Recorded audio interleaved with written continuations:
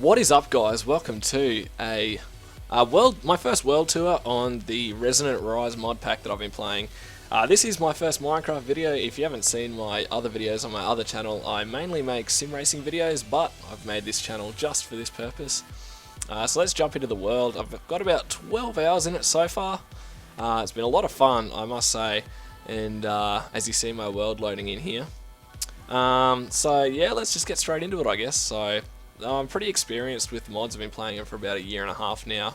Back in the days when you had to make your own mod packs and whatnot. But yeah, I found this mod pack, Resonant Rise, a couple of days ago. I thought I'd give it a bit of a try, and here we are. So this is sorta, I guess you'd call it the main entrance. It's not very decorative at the moment. I've been trying to go pretty strong on the tech side of things. Ooh, we had a bit of a lag bit there. It's all good now. So yeah, this used to be a bit of a ravine, pretty shallow one to be honest. But yeah, we came in here and we've landmarked a lot of stuff, laid out how we're gonna make this look a little bit more pretty later on. So yeah, so first up you'll see this is my main thing from Tinker's Construct. It's mainly set up to process all my ores, so you can see we've got a hopper here leading into the smeltery section. Keeps loading it up, and then you can see we've got a redstone clock from Extra Utilities, which also powers the faucets here, which drains the ingots, which is a pretty nice system. Then you can see there's hoppers underneath the tables, which leads into the chest, which you can see makes life pretty easy when it comes to ore processing, and you get your 2-for-1s out of that. Over here you can also see I've got set up all my Tinker's Construct tables and whatnot. As you can see, I've got some pretty nice tools here so far. Not the ruby sword. That was a good find, seeing that Project Red adds all that stuff back in. So yeah, we got my main fortune pick here, which is really nice. It's got 2 levels of auto repair on it, so it never sort of gets fully destroyed. We also got my speedy pick. It's got as much speed as you can put on it, and we also got a speed shovel as well, which is the main sort of thing.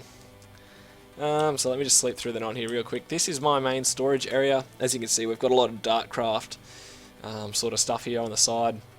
This was all for really early games, so you've got your force generator, grinder, and your extractor.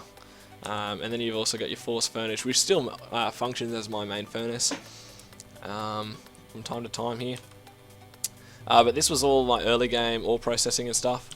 But as soon as I got my new picks and stuff, we headed over into the Tinker's Construct way of doing things. So yeah, got me main set up here, all of my dusts and gems, all of the different stone, well, the block stuff. The underground biomes adds a lot of different stone and stuff to the game, which is really interesting. Definitely will be good later on for making creative builds or whatnot.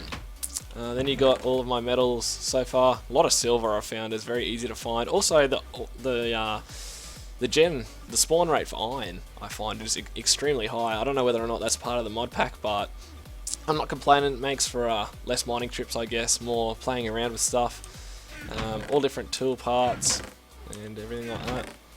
This is my tool chest, different stuff in there. Also started playing around with Thorncraft 4 because it does look like a lot of fun. And so far I don't have too much. I'm currently working on some Essentia distillation research notes there, so we'll work on that a bit later on. You can see here a couple of things from Ender.io powered by a Dartcraft Force engine. So yeah, this is a sag mill, not sure, and this is their alloy smeltery. I think that's what it's called. Yeah, but I've used that to produce a couple of things you'll see later out the back. This is my very, very early game IC2 power setup. Now this is not going to last me very long because, you know, it doesn't take long before you need a lot more power than just 8 solar panels. I've got 3 bat boxes here, all connected to your macerator, compressor, extractor, and the metal former as part of the new structure of IC2.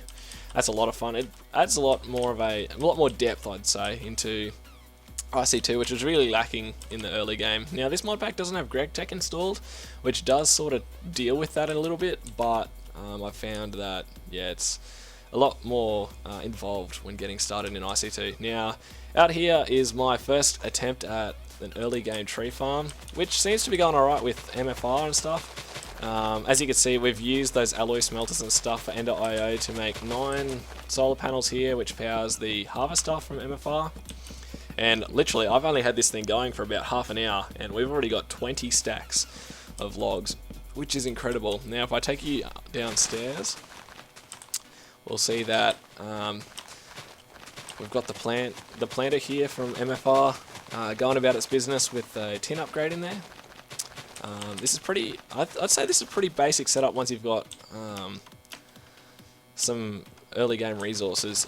Like getting these things started was a big hassle, but you can see that we're using Buildcraft pipes and some insertion pipes into these barrels here. So you'll see that the saplings go into this last one. However, if we go back underneath, we can see that we're going to be using a transfer node along with some transfer pipes from extra utilities, which feeds the saplings into the planter here.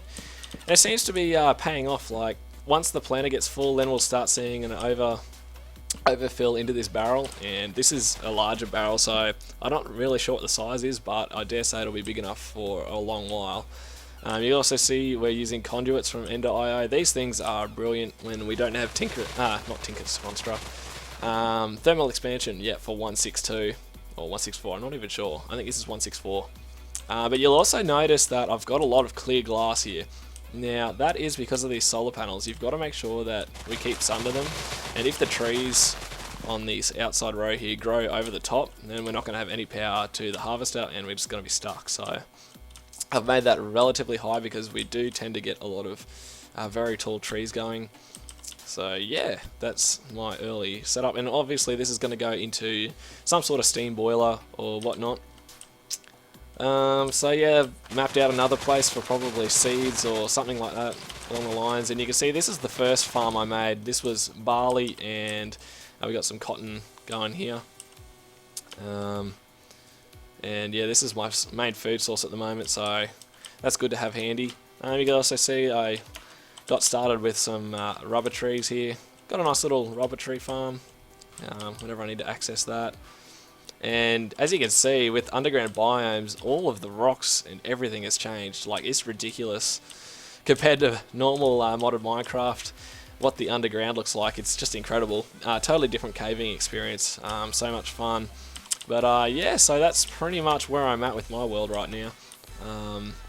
Found a couple of apiaries at a village, so I decided to nab those, but I haven't really set them up well enough yet with the bees. I've got a bee in there, but it says no flowers around, so I'm not sure. I'm gonna have to look into that a bit later. Hopefully I've shown everything that's here to show. Also was trying to get started with the modular power suits, but realised I don't have nearly enough resources for that yet.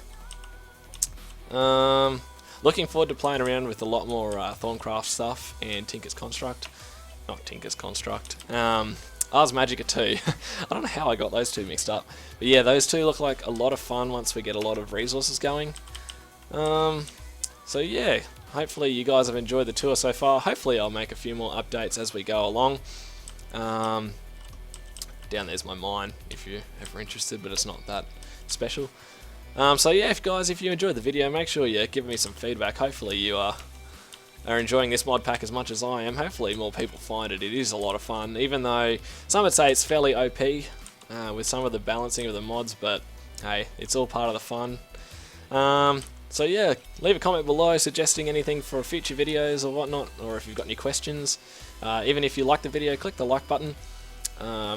This has been Snoresby, thanks for watching, and I'll see you guys in the next one.